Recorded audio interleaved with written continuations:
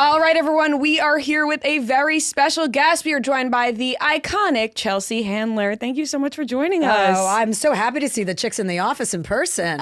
We're so happy to see you in person too. You have been on the show before, but it was years ago, and we were in our tiny little studio down the hall. Mm-hmm. So this is a bit of an upgrade. We get a big room now. Yeah, I'm glad that you guys are being treated with respect here at Portnoy Studios, right? Yes. And you're on my algorithm, so like I see you guys all the time. So I'm so happy to see you again in person. That makes us so amazing happy. news. Yeah, I like all of your coverage of Taylor Swift, Travis Kelce, the wedding, what she's going to wear, you know, the fears that you have about the wedding. You know, sometimes we go down that rabbit hole, and I know. I'm like, how Listen, did we end up here? I am the same way. I am a fucking Swiftie, okay? Yeah. Like I this album and this tour like just made me, I'm like that. I've spent hours looking at videos and pictures and gone down the same thing. And you catch was yourself. very unexpected, you know? Yeah. Like I was like, You do. It was a low-key Swiftie in the beginning. I'm like, Now oh, you're no. now you're deep staying up late in. at night like us, I thinking, know. I'm like, I hope oh. there's enough security at the house Right. if she decides to get married in Rhode Island. What Like, dress is she going to wear? Yeah. Is that story true about a friend of a friend had her wedding canceled and Taylor Swift paid for it? Did you see that? I don't know about Yeah, that. yeah. No, Yeah, no. but But it now we're sounds too like deep something in. she'd do. I mean, I love that she just gives her money away to so many different people. I mean, how can you say anything negative about a person who does that? Yep. Yeah, that is true. I mean, there's a story going around now that she paid a bride off because she wanted the June 13th, 2026 date at a place in Rhode Island. I can't believe she even wants to have a wedding. Like, why? Right? Like, yeah, I wouldn't want to have a wedding. Yeah. I would do that low key, just me, my family, not even my fucking family. Fuck them.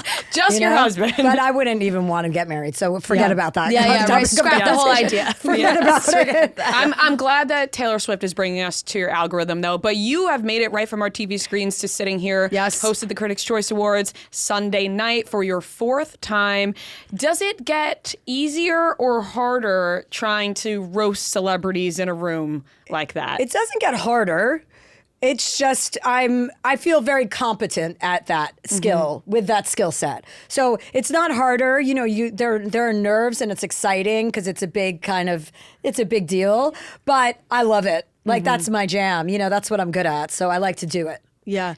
When you're looking out at all the stars, is there a moment of like, oh my God, I can't believe I'm going to say this joke right to their face? It's usually before when you're in rehearsals and you see all of the names of the people and where they're going to be, and I know I'm going to go in on someone. I'm like, okay, fuck, are you really going to do this? I'm like, yeah, you're going to do it. Yeah, you're going to do it. And then when they're there, then it's okay. Yeah. Like, then it's just like, you know, everyone's having a good time.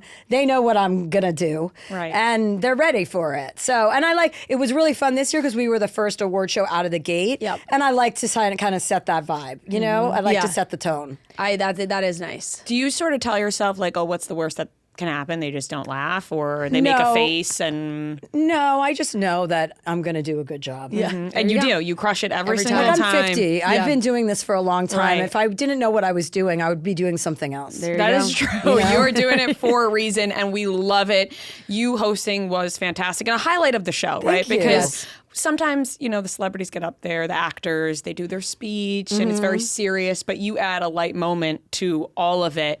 What was your favorite actor reaction or actress reaction? Leo DiCaprio, because I knew I was going to go in on him, and then I was like, oh God, I thought of a couple more punchlines after, but after the show in the morning, I woke up, I'm like, oh, I fucking should. After I said to Benicio del Toro, like, I need you in more movies, more television, in room 307 at the Andaz Hotel. Then I went in on Tiana Taylor and how hot she was, and that my pussy, absolutely popped for her. And then I should have said, like I told Benicio, it's room 307 at the Andaz Hotel. That would have been a great tag. Yes. But Leo had the best reaction. But I know Leo, we, just socially, like, and I knew he would be cool, And Jeff Bezos deserves to be shamed. Yeah. Yes. Yeah, it's very fair, and you must see like such an easy joke to make when you see the headlines like, oh, he's stuck in St. Bart's and he's accepting awards at the Palm Springs from Jeff Bezos' from the yacht. Like you're like, with a fake this background. writes itself. It was a climate conference that they were at. Of course, yes. Yeah, an easy one to write. But no, they all know. I know everybody, so like it's not weird or like I'm friendly with all those people. Yeah. So it's like I don't get. I mean, I think one year I remember Oprah was in the crowd, and Oprah, like, I had this vibe that Oprah, when she had interviewed me many years ago, I was a little bit arrogant and I was young and stupid, and I didn't really take the moment in the way I should have. So that one, I was really intent on turning that around, and I did. I came backstage. I did a whole thing about her, and as she came back, I came backstage, and she had opened her arms, and she's like, "Come here, and I loved that because I made good on something where I needed to, flip the switch. Yeah.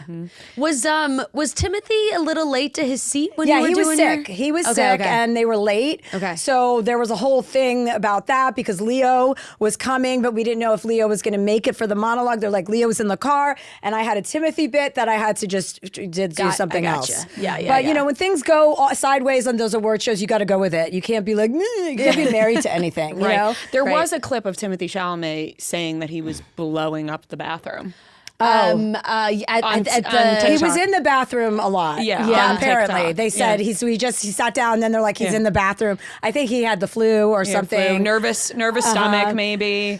Excuse me. But you got to just be ready to like bop and weave. I don't really like, these monologues. I did a show for 10 years. So writing a monologue is pretty easy and fun with my writers. And I don't practice it very much. I do it 2 or 3 times, and then we do it on the show. Yeah. So you kind of have to be very nimble with what, if something doesn't work out, then move on to the next thing. Is there one that you weren't able to say that you wish you were able to get in there? No, I pretty much said everything I wanted to say. Yeah.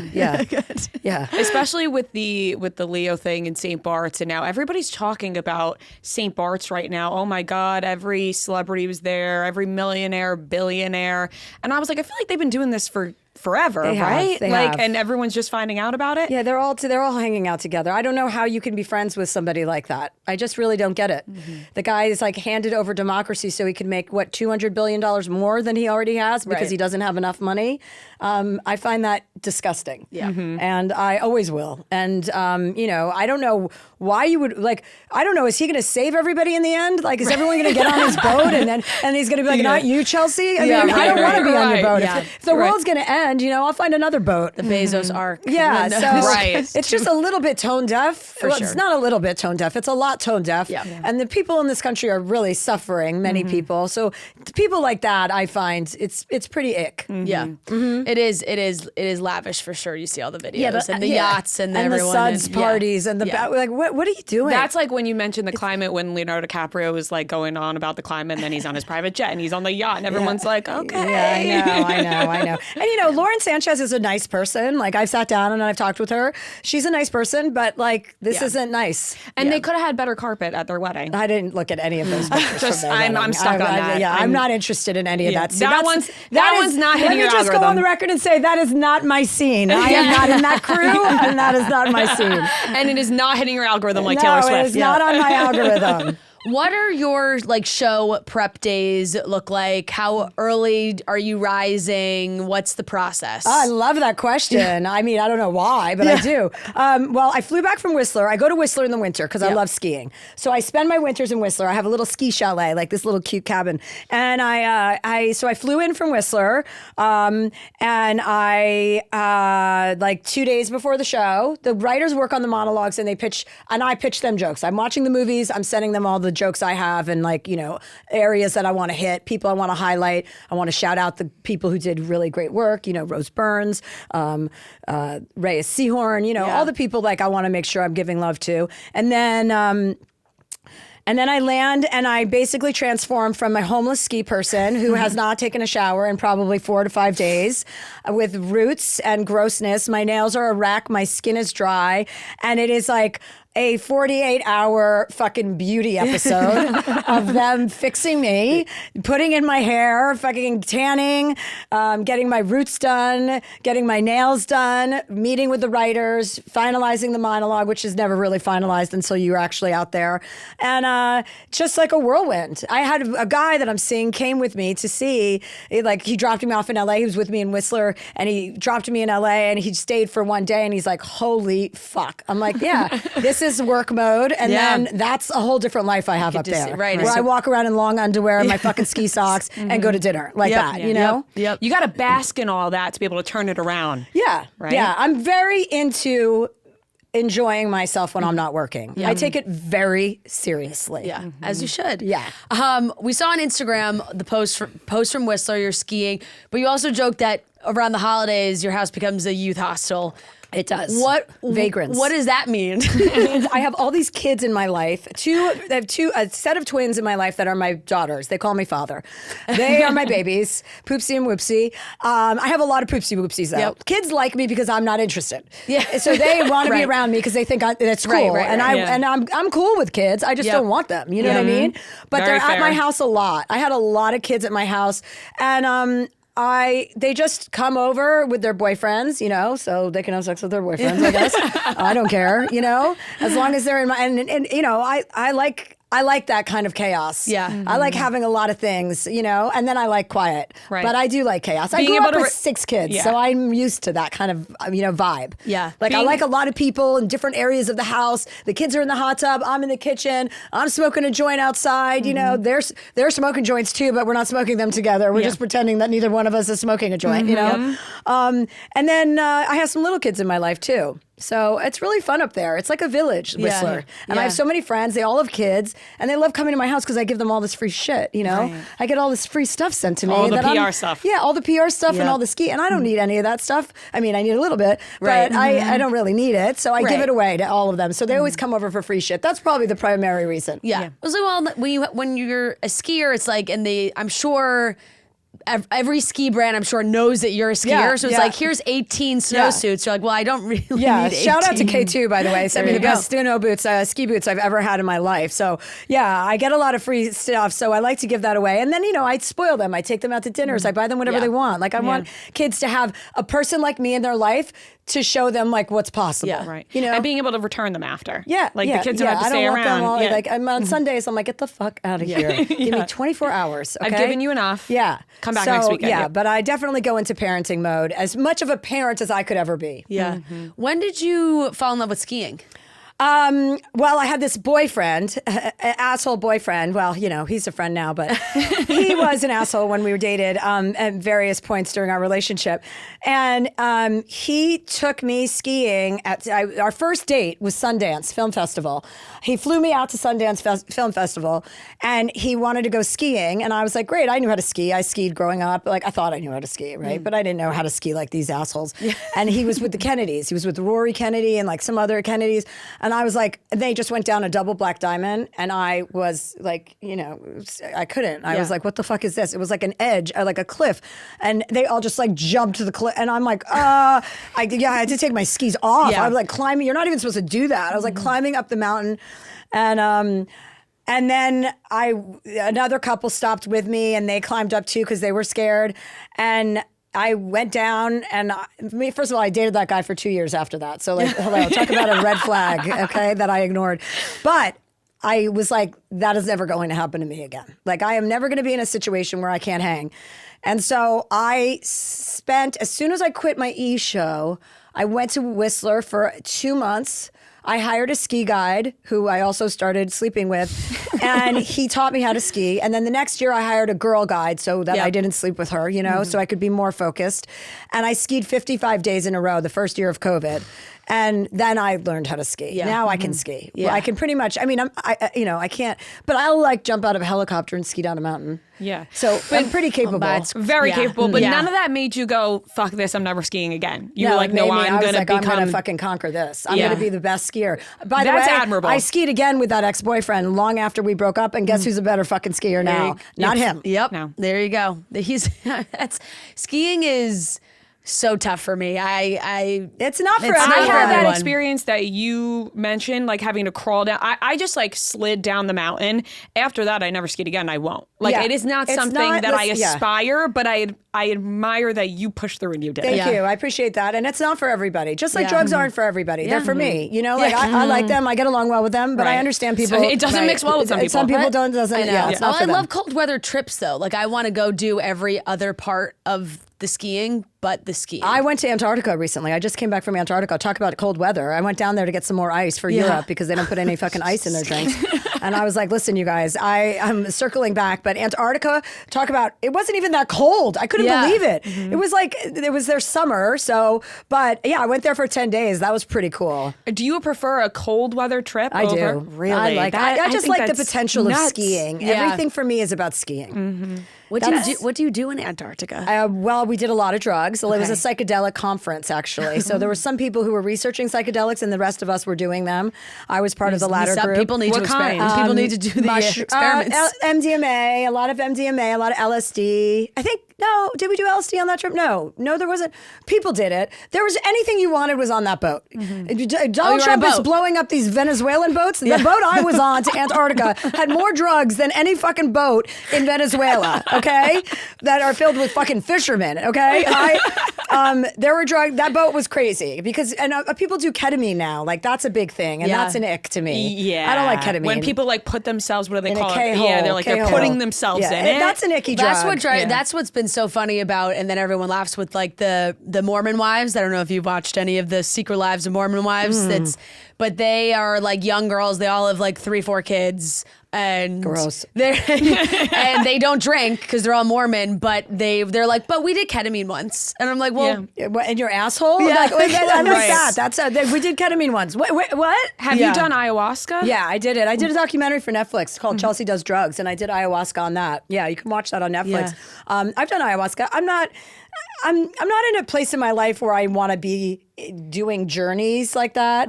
I did it because it was on camera, and I'll do anything on camera for like, to make it like interesting and dynamic and to telegraph for people who are curious about it. I like that.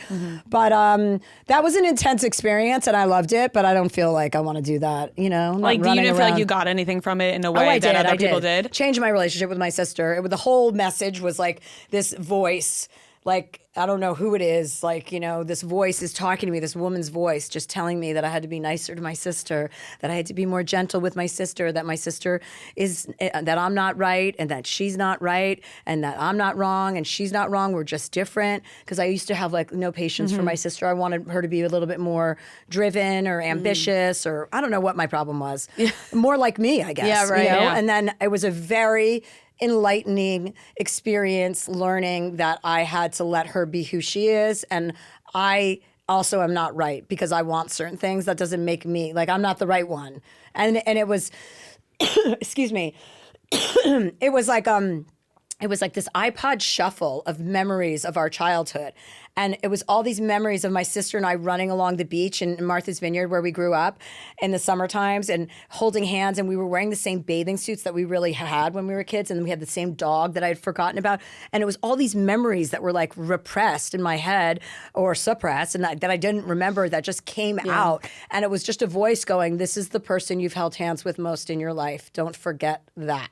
And so when I came out of that, I was much nicer to my sister, although I did not tell her about the experience until the show landed on Netflix because I, of course, wasn't about to admit I was wrong. Yep. And she was like, oh my God, I saw your documentary. I can't, but you have been so different since then. And I had no idea it was about that. And I was like, yeah, there you go. there you go. That is super interesting. So it does do the thing that people claim it does. It does, yes. I mean, yeah.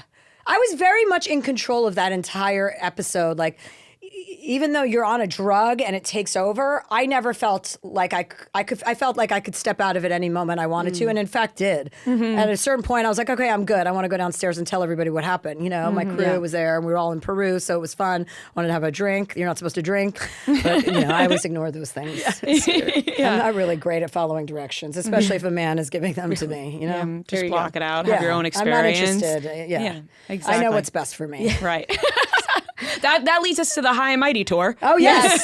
Yes, I'm going on tour, everybody. Yes. Tickets are on sale now. I start next Exactly. month, February. I start my High and Mighty tour where I will be delivering a lot of stories, a lot of travel adventures, a lot of my drug adventures and my travel. I like to take drugs around the world and give them to people. You know, I feel like I'm a healing people, and I love microdosing stuff like LSD and psilocybin and MDMA, all that stuff, and I like to share it with people. So I have some pretty ridiculous stories about that. I talk a lot about breaking up with my family for the holidays. I had one Christmas alone without them, and it was the happiest I've ever been. And then I was like, this is the new me. No more Christmases. I'm doing this alone. It's so much more peaceful. So talking about breaking up with family members, cutting family members, editing people from your life. Yeah, it covers a lot, but it's all about travel, adventure, and just spreading joy and sunshine because we need it. Mm-hmm. And those stories, you know, the drug stories, family stories can be extremely relatable, especially around the holidays. Like everybody has that, oh man, I want to cut this person out of my life, but I can't do it. I can't do it. Right. It's family. And then on top of that, all the drug stories, we need that silliness. We also need to know that you can cut people out of your family. Who gives a shit? You don't have to say it's forever, but if you need a break, I need a break from my family. Certain family members, they all know about it. I've been talking about it publicly for a couple of months now. You're going on tour about it. Yeah, I'm going on tour about it. They know it. I need a break. It's not permanent, I don't think, but we'll see. Yeah. Right. We'll see. And all of that is extremely relatable. And you're right, though. Like, people right now, we need something to laugh at. We need something to relate to. You know, I love that you love talking about all your drug stories so much because there's some people who are like, you know, they do it in private and they don't want people to know about it. But you're openly telling everybody, what's your favorite drug? I like MDMA a lot. I mean, there's really nothing not to like about that. Have you girls ever done MDMA? Yeah, you're just happy and it's just lovey. nice to make out and kiss someone when you're on MDMA, especially if you're into someone. It's fun, and it's just just a great vibe. Yeah, I had a bit of a like rave girl phase when like that was. And the beginning of my college years, when it was just like everybody just wanted to go see Avicii or Calvin Harris or and go crazy, and that was I had a good run there, and then was done with it. Yeah. Well, now it's a microdose. Like now, and in Canada, all this stuff is legal for doctors and stuff. So I have a lot of doctor friends up there because obviously that's how I have to get my drugs. And they really microdose and they get the clean stuff. Like they get it real good stuff. So I don't fuck around with any. Like I'm not taking some drug that somebody hands me at Glastonbury. You know what I mean? No. Yeah. I'm handing out drugs at Glastonbury. I'm like, this is safe. You're like, you can trust me. I have the good stuff. The first time I ever did anything was with Fran because I didn't really go to college. I had like one, you know. I didn't go to college either. I started working here at 19. So like a lot of those experiences were kind of here. Yeah. And I was like, this is so fun. But sort of in the same boat where I was like, okay, I did that. I'm good. Yep, cross off the list. Exactly. But I would trust yours. Thank you. I appreciate that. We're not, I don't know if we're around anybody that I would like, you know, be trusting where anything is coming from. But if you gave it to me, I would trust it. Thank you. Thank you. That means a lot to me. Okay, tour, but you're also, the podcast is going to be on Netflix. My podcast will be on Netflix. Just abundance, guys. Abundance. What's your favorite thing about doing Dear Chelsea? I like talking to real people and having real people call in and helping them. Like, I'm a big sister. I want people to like do their best work. You know, I want to make people like have confidence in their ability to make a decision or get out of a bad relationship, get out of a bad job, take a leap of faith. And so a lot of people, you know, I used to give advice to everyone unsolicited. And so it's nice to actually get the question and give the advice. But also, it's also nice to get advice from somebody who has nothing to do with your problems. You know, it's objective. Yeah. So I like that. I didn't want to just do something where I'm interviewing celebrities. I do that too because I have celebrities on, but then they have to give advice to the callers too. So that's kind of fun. I had a good time with Amanda Seyfried recently when she was giving advice. She was like, I mean, people come on there and they're like, wow, this is really like meaningful. And I'm like, it was supposed to be funny. But sometimes it gets pretty serious. You know? Have you had a lot of follow-up from people who took your advice and come to you with stories? Yeah, and we go on. We read those. My producer reads those out loud a lot on the episodes. But yeah, a lot of times, most often, we've had some serious shit. Like there was a guy that was transitioning, you know, and when it wasn't out to his parents and was like smoking all this pot. Well, I mean, this was one of my very first like episodes, and I said I'll take a 30-day break of pot with you, like in solidarity, so you can clear your head and figure out what your next plan is.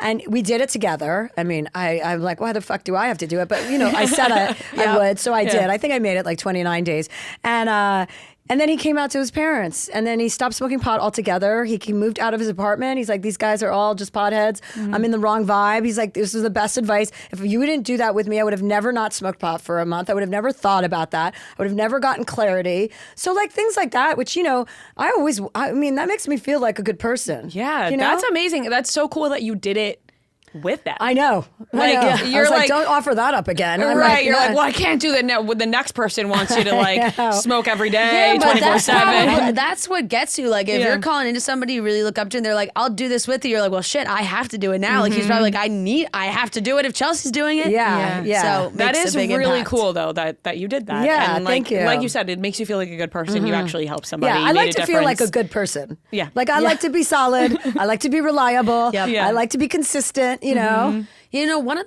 the things, and I'm bringing it back to like the whole family stuff, but one of the things that's been such a hot topic that I've seen on TikTok over the holidays is people talking about their dynamics with like their own family, if they're a parent and they have their own kids, but then their parents or siblings and the pressures of like having to be with their big family for the holidays, but they can, and then like what happens when they take their own little family and break away, and the shit that some like parents and siblings do to but it's also like family members. Listen, I don't have my parents are both dead.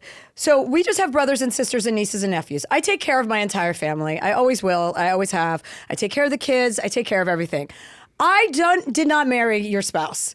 I don't want to fucking listen to that shit on my vacation. Like, I don't want to listen to my brother's wife talk about her love of Putin. I don't want to do that when I'm financing a trip. Right. I want to be happy, and I want to be silly, and I want to take drugs on vacation, and I don't want to listen to Russian propaganda. Yeah. So, like, there's a lot of families where you didn't sign up for that spouse. Just because your brother or sister married someone doesn't make me. I've extended my generosity towards my family for enough. Now it's about me. I'm going to enjoy myself and do vacations the way I'm going to do them. And I take the kids, when I can.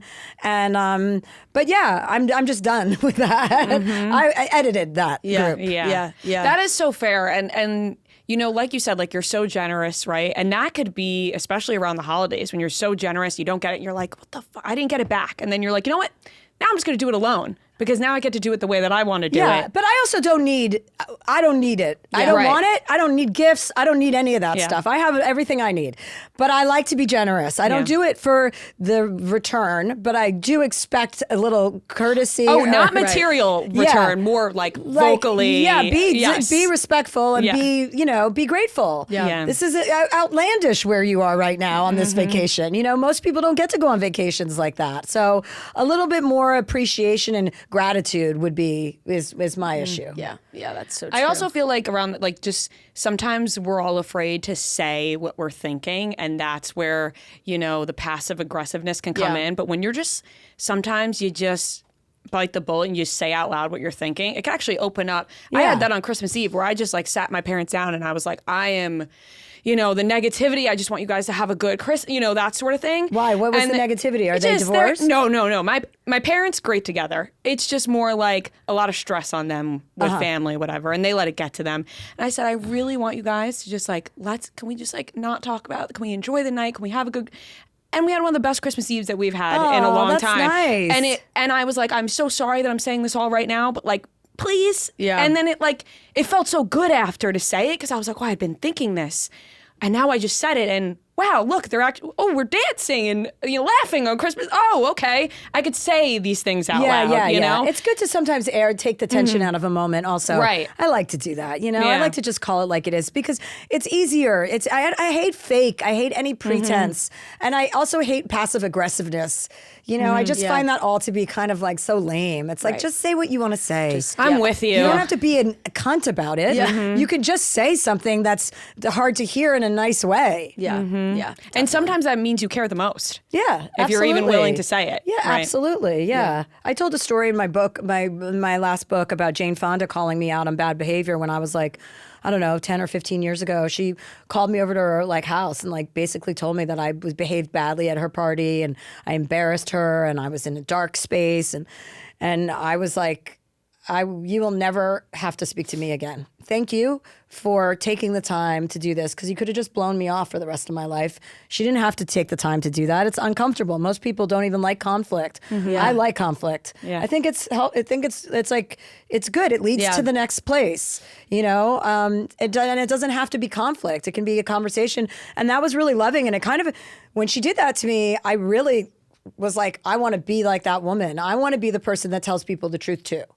So it was a nice like learning moment for me, you know, teaching moment. Right, being able to take criticism and also give it. Yeah. Right? Because Yeah. sometimes we end up in a place where there's people who can just like give criticism, but they can't take Yeah, it. yeah, But yeah, being the yeah. person that could do both, it always makes us a little bit better. Yeah, I yeah, think. yeah. And coming from Jane Fonda, I mean, does it? Right.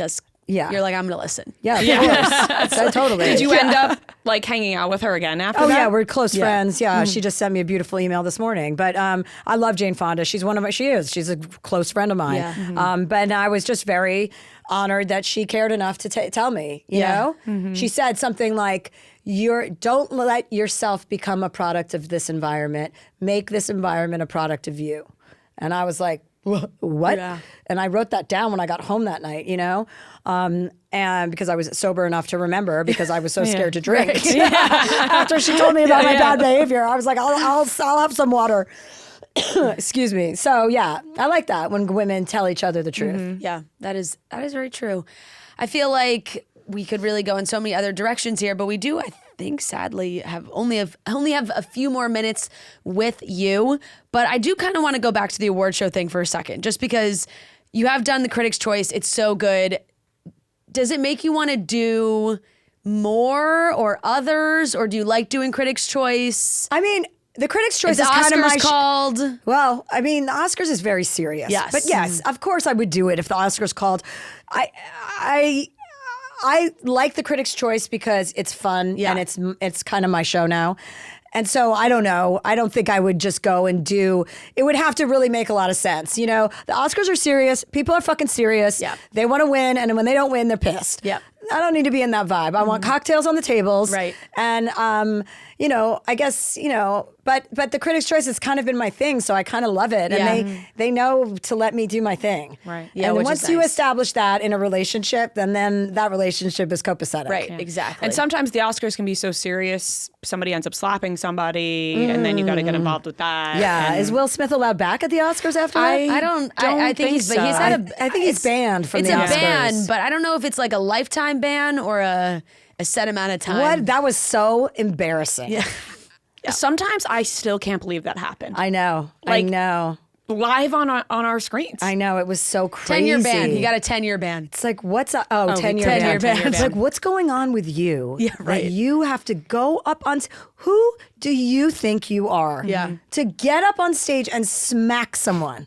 Unbelievable. It's so insane. It was And so I insane, and still everyone feel like thought it was doesn't get- fake. I feel like it still doesn't get talked about enough, I even know. though it was I know. talked about ad nauseum. Yeah, It yeah. still needs to be brought up. Well, we still keep thinking about it. But that is true. The Oscars are definitely one that feels a little less fun. Probably a little more strict on Yeah. on what they want people of to course, say if or they not. said, you know, I mean, Conan's doing it for 2 years, so Yeah.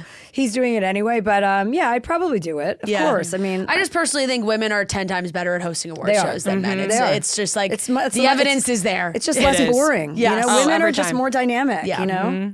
Every time I watch them, like, you guys crush it, or so much better between you. I mean, Nikki Glazer, Tina, Amy, all these people Yeah. who have hosted award shows who are so good and so funny. And then you just watch some of these guys.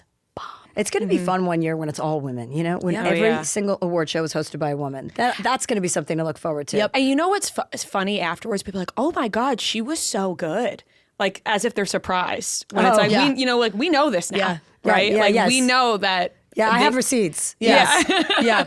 Yeah. You know who's watching award shows? Women. Right. You know, Yeah, so it's exactly. like, Exactly. Like a bunch of We're- straight guys are yeah. sitting around being yeah, like, yeah, like exactly. we're watching, so we're enjoying. But Exactly. was there any? You had to do a lot of prep for Critics' Choice. Did you have a favorite movie? One battle after Yeah, another yeah, is. yeah. I mean, Leo and Benicio together. Like, I want to fuck Benicio del Toro. He is so fucking funny. He's so He fun. was so funny in that He's so movie. good in everything he does. I love him, and Leo is just like, his career is incredible. Like you just watch him, and in these movies. And I'm amazed at his acting. He's such a phenomenal actor. He was in an interview yesterday that I saw on Instagram, and he's like, they're like, how do you act stoned without being stoned? He's like, because I'm acting. Yeah. I'm acting. And it's like, yeah, that's what he's doing. That's his gift, is acting. Yep. Can we So true. ask you about when you were seen out with Ray Fiennes? At the last Critics' Choice Awards. Yes. I use the opportunity for these award shows in the same way in which I used my TV show, which is to hit on men that I'm attracted to. So last year it was Ray Fiennes. We went to the Vanity Fair party together. Or no, we went to some other party after, the Guy O'Siri party after the Vanity Fair party together. And we had a great time, but nothing happened. So We talked about that. I wanted something to happen, but we weren't. We were trying to brew something, cook something up, but it didn't ever materialize. Travel schedules, and it just. Yeah, but I was looking to hit that. Yeah. Fair. Well, and we respected it. We I was like, at some point, you I'd got like to to put the fuck Ray call out. Fiennes. And Right. then you put the call out, you put the call out to Benicio. Right. Yeah, And what were we saying? We were saying like conclave it was almost making him like more. Right? Like it was like during that whole thing. Yeah. He was real hot last year. And he was open because we did that bit we did a bit together where I was drinking milk, and so that was fun. So he had a good sense of humor about it, and I was like, okay, this could be a possibility, but it just kind of fizzled out. Do you get tired of people asking about 50 Cent? I saw Justin Sylvester, who we love, on the carpet asking you if you feel proud that you've escaped 50 Cent's scolding because he seems like he's always going after somebody.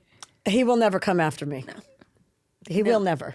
There's can't. no reason. What would I? It was I have nothing bad to say about 50 Cent. I fucking love what he's doing with Diddy. Yeah. Oh, yeah. I mean, hey, I love it. Yeah. His commitment to this guy and bringing this guy down. It's I amazing. picked the right guy. Yeah. I have good taste. Yeah. Sometimes. Have you watched, besides the ski guy? Besides the ski guy. Yeah. Did you watch the Diddy documentary? No, I haven't watched it. I don't like that subject matter. Oh well, Yeah. it's 50 Cent, he did a good job. He we did. could just say I've that. I've heard a lot about it, but no, I haven't watched it. I'm so too disgusted to watch that. You already know what happened. I know. When you go on tour, what's like your nighttime after a show? How do you unwind? Because you're doing so many shows. I'm doing like 60 cities. I jump off in DC at my favorite venue ever, which is the DAR Center. But I go. I mean, I make it into a fun party. Like I have a little crew. We travel. We go out to nice dinners. We go do my show, and we don't really like hit it hard unless we're in a city where I have a lot of VIP, like not VIPs, but a lot of friends that are coming. Like if we're in Chicago, then we'll go out. But if I have 3 nights in a row, I keep it pretty tight until the last night, and then I let it rip a little bit. Very fair. Yeah, I don't want to be hungover, on the road. It's not fun. You're doing the Vegas residency. I have 5 shows left Chelsea. this year. 5 shows in Vegas at the Cosmo, performing inside myself, girls. I'm Chelsea performing at the Chelsea. Yeah. How's that? amazing. How is it? It's so fun. It's so fun. We gamble. We go every month. I go once a month. My next show is January 31st. A group of people always show up. Like it could be friends from Pennsylvania, it could be friends from London. It's always just a grando group. We always go out to a great dinner. Then we go to my show. Then we go gamble. I give everybody money so that nobody has to spend money. And then we gamble. And then they lose my money usually. Yep. And then I win it back. Yeah. And I've never left there without the money that I started with. What's your game? Blackjack. Same. Love Yeah. blackjack. Love roulette. Yeah. I typically avoid slots because sometimes there's actually a Slots game. are for I'm not in slots for me remind me of people in wheelchairs. I'm not Yeah. interested in You're just like clicking the button. Like it's just like You wanna sitting think a little there. bit. I need a challenge and I want to Yeah. add and I'm Yeah. quick. Amazing. Love it. Okay, sadly we have to wrap up. Okay. I'm getting the signal, but everybody can go see you on tour. Yes. That's Yes. which is huge and so exciting. And tickets are available online. I'm sure you can. ChelseaHandler.com, There you go, everybody. ChelseaHandler.com. And the podcast is going to be on Netflix, so everybody will be able to watch it there. And we're so excited. Thank you so much for joining us. Thanks, girls. Thank you.